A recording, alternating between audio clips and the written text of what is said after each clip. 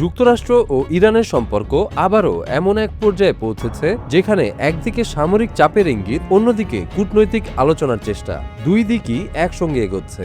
যুক্তরাষ্ট্রের president Donald Trump জানিয়েছেন, ইরানের ওপর সম্ভাব্য হামলার পরিকল্পনা তিনি আপাতত স্থগিত রেখেছেন। তার ভাষায়, পরিস্থিতি এখন এমন অবস্থায় এসেছে যেখানে আলোচনার মাধ্যমে সমাধান বের হওয়ার সুযোগ তৈরি হয়েছে।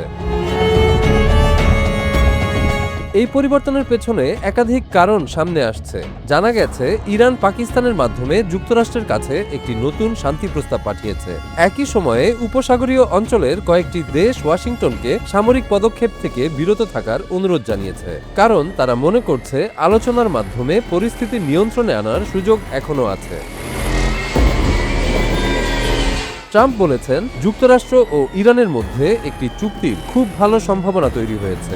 সেই চুক্তির মূল লক্ষ্য হবে ইরানের পারমাণবিক কর্মসূচিকে নিয়ন্ত্রণে রাখা। তবে তিনি এটিও স্পষ্ট করেছেন, আলোচনা ব্যর্থ হলে যুক্তরাষ্ট্র আবারও কঠোর অবস্থানে যেতে পারে।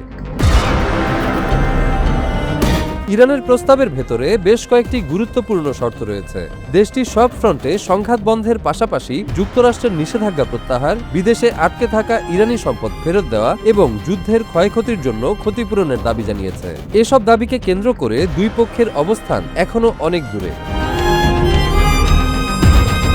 আলোচনার সবচেয়ে জটিল বিষয় হিসেবে সামনে আছে ইরানের ইউরেনিয়াম সমৃদ্ধকরণ কর্মসূচি। যুক্তরাষ্ট্র চায় ইরান এই কার্যক্রম পুরোপুরি বন্ধ করুক বা দীর্ঘ সময়ের জন্য স্থগিত রাখুক। অন্যদিকে ইরান বলছে তারা শান্তিপূর্ণ উদ্দেশ্যে সীমিত পরিসরে পারমাণবিক কার্যক্রম চালিয়ে যেতে চায় এবং এটি তাদের অধিকার। এদিকে উপসাগরীয় অঞ্চলের নিরাপত্তা পরিস্থিতিও নতুন করে উদ্বেগ তৈরি করেছে। সৌদি আরব কয়েকটি ড্রোন প্রতিহত করার কথা জানিয়েছে। একই সময়ে সংযুক্ত আরব আমিরাতের একটি পারমাণবিক স্থাপনায় হামলার ঘটনা পরিস্থিতিকে আরও সংবেদনশীল করে তুলেছে। এসব ঘটনার কারণে পুরো অঞ্চলের নিরাপত্তা পরিস্থিতি নিয়ে নতুন করে প্রশ্ন উঠছে। ইরানের বিদেশে থাকা অর্থ ও সম্পদ নিয়েও আলোচনা চলছে। কিছু সূত্র দাবি করছে, যুক্তরাষ্ট্র নাকি এসবের একটি অংশ ছাড় দিতে রাজি হয়েছে এবং পারমাণবিক কর্মসূচি সীমিত পর্যায়ে চলতে দিতে কিছুটা নমনীয়তা দেখিয়েছে। তবে ওয়াশিংটন এখনো আনুষ্ঠানিকভাবে এসব তথ্য নিশ্চিত করেনি।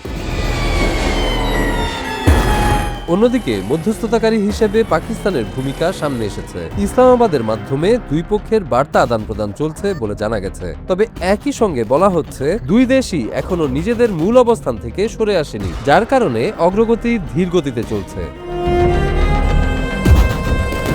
বর্তমান পরিস্থিতিতে স্পষ্ট যে যুক্তরাষ্ট্র ও ইরান কেউই এখনই পূর্ণাঙ্গ সংঘাত চায় না। তবে পারমাণবিক কর্মসূচি, নিষেধাজ্ঞা এবং অর্থনৈতিক শর্ত, এই তিনটি ইস্যুতে সমঝোতা না হলে পরিস্থিতি আবারও দ্রুত বদলে যেতে পারে।